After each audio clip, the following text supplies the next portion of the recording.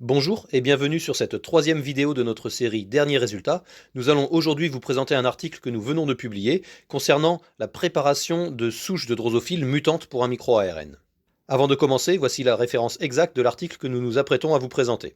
Nous vous mettons également dans le descriptif YouTube un lien pour accéder au texte intégral. Voici les soutiens financiers dont nous avons bénéficié pour mener à bien ce projet et les soutiens non financiers. Nous allons donc d'abord vous présenter le contexte général dans lequel s'inscrivent ces nouveaux travaux, puis nous vous présenterons ces nouveaux résultats. C'est un article qui s'inscrit dans le projet de recherche plus général qui nous occupe au laboratoire et qui concerne la fonction biologique des micro-ARN. Je vous renvoie ici vers une vidéo que nous avions faite dans la série Questions ouvertes et qui concernait le paradoxe de la spécificité d'action des micro-ARN. Je vous résume en quelques mots de quoi il s'agit. Les micro-ARN contrôlent des phénotypes de l'organisme en réprimant certains gènes cibles bien spécifiques. Ils reconnaissent les gènes cibles en s'appariant à leurs ARN messagers. Vous voyez ici, quand il y a une complémentarité de séquences suffisante entre le micro-ARN et l'ARN messager cible, l'ARN cible sera réprimé. Et donc c'est en réprimant des ARN cibles que les micro-ARN contrôlent des phénotypes de l'organisme. La grande difficulté, c'est qu'il apparaît que la plupart de ces cibles moléculaires des micro-ARN sont sans importance pour le phénotype biologique. Et donc une question qui nous occupe tout particulièrement, c'est de savoir identifier parmi tous les ARN qui sont reconnus par un certain micro-ARN, quels sont ceux dont la répression est importante pour la biologie de l'organisme. Nous avons donc décidé d'utiliser ici la génétique de la drosophile qui nous permet d'interroger véritablement des phénotypes in vivo chez l'organisme.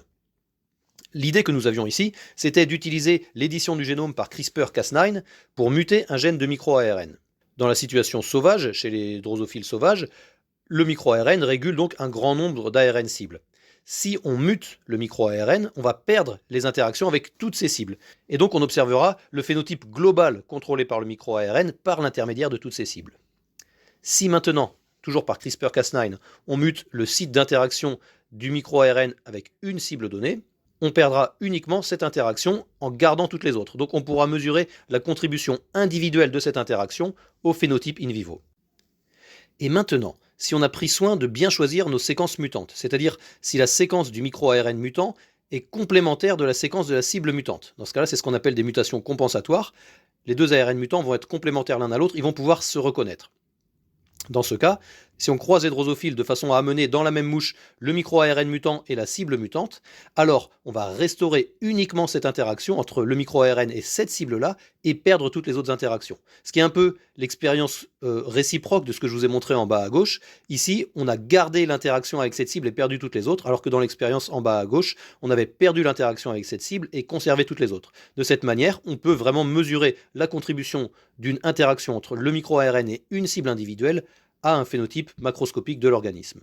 Dans le choix de la séquence du micro-ARN muté, nous allons être contraints par les règles de biogenèse des micro-ARN. Donc laissez-moi d'abord vous présenter la biogenèse des micro-ARN. Les micro-ARN sont maturés à partir de précurseurs qui sont de longs ARN qui présentent une région imparfaitement autocomplémentaire. Imparfaitement autocomplémentaire, ça signifie qu'elle peut se replier sur elle-même, faire localement une double hélice d'ARN avec un brin de cette hélice pratiquement complémentaire de l'autre.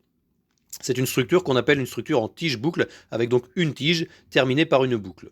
Cette structure est digérée successivement par deux enzymes, la première qui libère la tige-boucle de son long ARN précurseur, la deuxième enzyme qui va couper la boucle et libérer la tige. Cette tige est donc constituée de deux petits ARN imparfaitement complémentaires l'un à l'autre. L'un des deux sera en général rapidement dégradé, c'est celui qu'on appelle le micro-ARN star, et l'autre, celui qui s'accumule stablement, est celui qu'on appelle le micro-ARN. Dans le cas qui nous occupe ici, nous avons choisi d'étudier un micro-ARN bien spécifique de la drosophile, un micro-ARN qui s'appelle Bantam. Donc lui, ce qui est maturé à partir de son précurseur, c'est un petit duplex avec le Bantam star qui sera rapidement dégradé, et le Bantam qui va s'accumuler de façon mature, c'est lui le micro-ARN mature. Donc voici ici la structure du précurseur en tige-boucle du micro-ARN Bantam de drosophile. Nous avons ici surligné en bleu le Bantam star, donc ce petit ARN transitoire qui sera rapidement dégradé, et en rouge, le micro-ARN Bantam, celui qui s'accumulera de façon stable. Nous avons ici aussi encadré en rouge ce qu'on appelle la graine du micro-ARN Bantam. La graine, c'est la séquence la plus importante dans la détermination des cibles. Donc c'est cette région-là que nous allons chercher à muter dans le micro-ARN Bantam. Quand on mesure l'abondance des petits ARN dans des larves de premier stade, c'est un stade larvaire qui exprime fortement le micro-ARN Bantam, eh bien on observe le micro-ARN Bantam. Ici, on a analysé des larves sauvages, donc on observe uniquement le Bantam sauvage, on n'observe pas de version mutante du micro-ARN qui serait représentée en violet. Et nous avons donc préparé une souche mutante de drosophile, dans laquelle la graine du micro-ARN Bantam a été mutée, mais puisqu'il fallait préserver la structure en tige-boucle de cet ARN, il a fallu également muter les ARN sur le brin opposé. Donc c'est ce qui est représenté ici en jaune orangé, tous les nucléotides que nous avons dû muter. Donc nous avons muté la graine de Bantam, mais également les nucléotides complémentaires sur le brin Bantam star de cette tige-boucle. Également, pour des raisons techniques, il a fallu introduire une autre mutation qui est également ici représenté en jaune orangé et qui se trouve à proximité de la tige-boucle. Donc nous avons appelé cet allèle mutant pour Bantam M2 proximal pour dire que cette autre mutation se trouve à proximité de la tige-boucle. Et donc, si on analyse des larves de premier stade hétérozygotes, donc qui possèdent un allèle sauvage pour Bantam et un allèle muté, donc avec ce fameux allèle M2 proximal, eh bien, on observe, comme attendu, une réduction d'à peu près un facteur 2 de la quantité de Bantam sauvage, puisque maintenant il n'y a plus qu'un seul allèle sauvage de Bantam. Et on observe également des micro-ARN produits à partir de l'autre allèle, l'allèle muté, donc c'est ce qui est représenté ici en violet.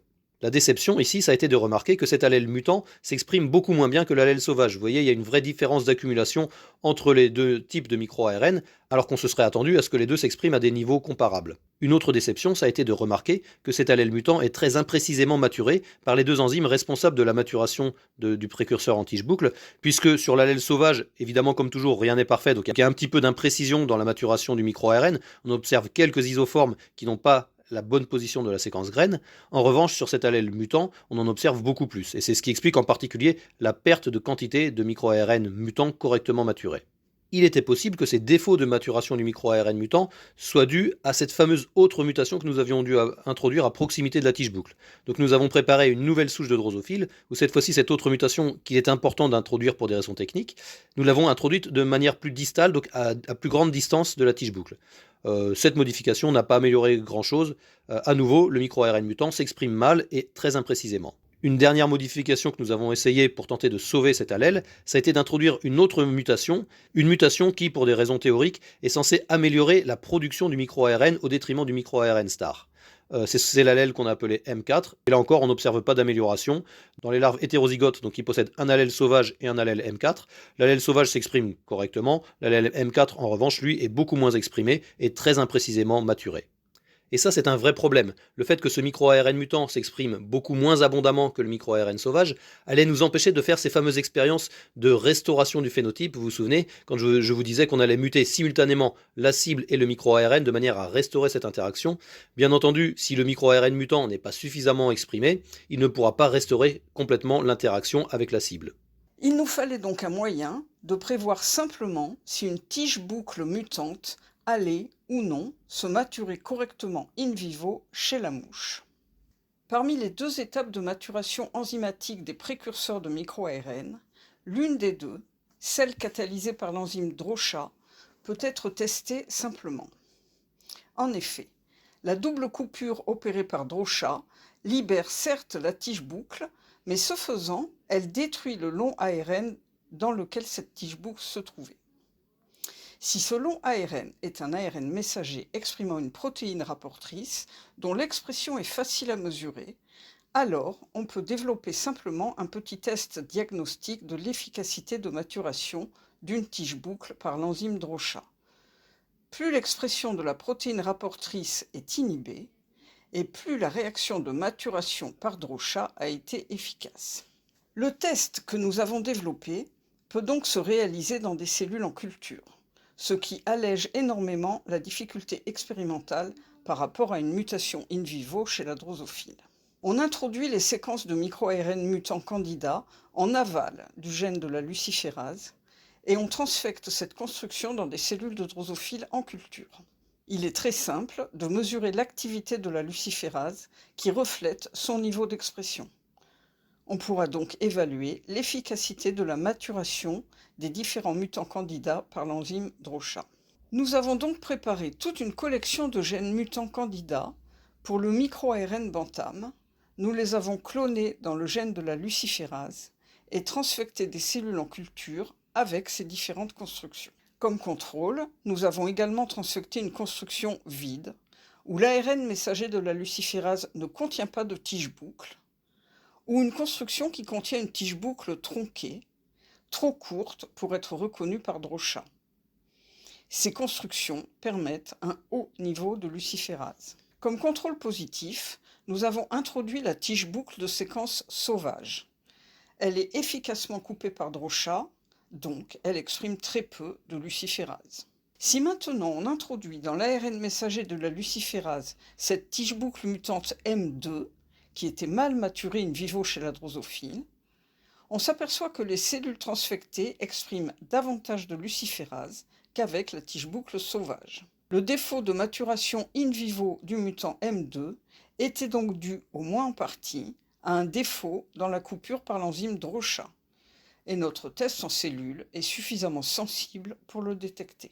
Nous avons ainsi comparé 9 versions mutantes de la tige boucle, appelées M1 à M9.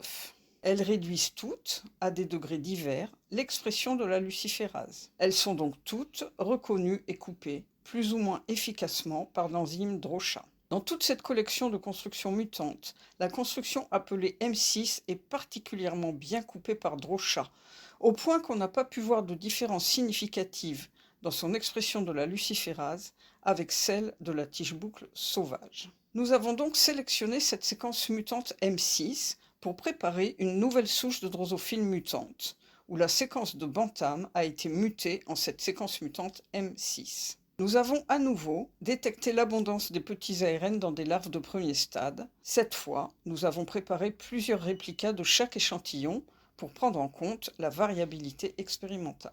Les larves sauvages expriment de grandes quantités de Bantam sauvage. Comme précédemment, les larves hétérozygotes pour l'allèle M2 expriment des niveaux corrects de Bantam sauvage, mais des niveaux anormalement bas de Bantam muté M2. La bonne nouvelle, c'est que les larves hétérozygotes pour l'allèle M6 expriment le même niveau de micro-ARN muté M6 que de micro-ARN sauvage.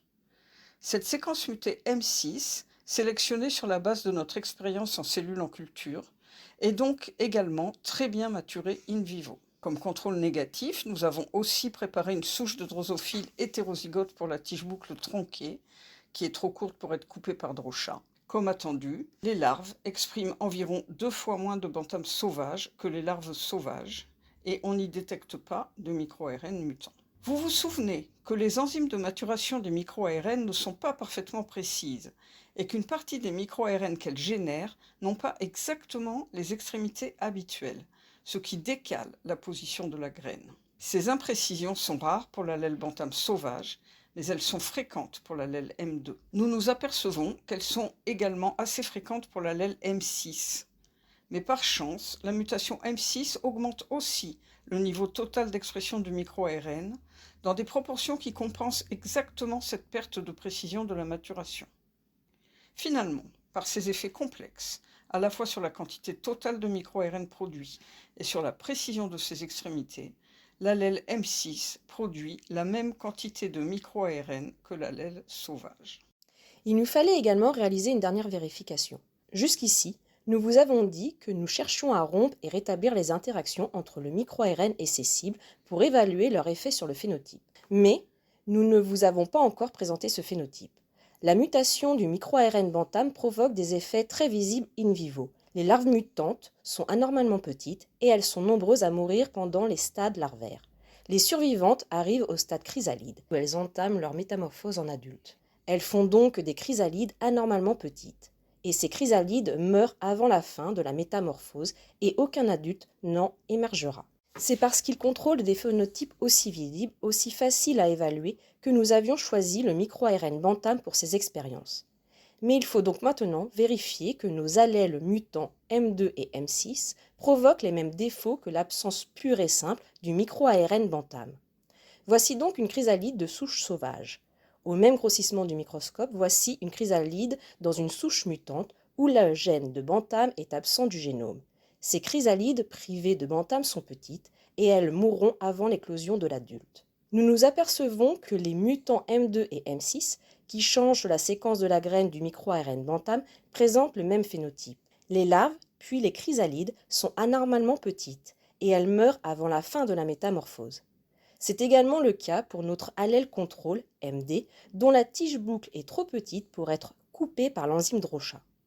En résumé, la simple mutation de la séquence de la graine de Bantam récapitule fidèlement le phénotype des mutants dont le gène Bantam est absent. Cet allèle M6, qui est de plus exprimé au même niveau que le micro-ARN bantam sauvage, va donc nous permettre d'interroger rigoureusement les contributions de gènes cibles individuels à ce phénotype in vivo. Voilà, c'est tout pour cette fois-ci. Vous pourrez retrouver cette vidéo ainsi que toutes nos autres vidéos sur le site web de notre équipe, sur le site de l'Institut de génétique humaine de Montpellier.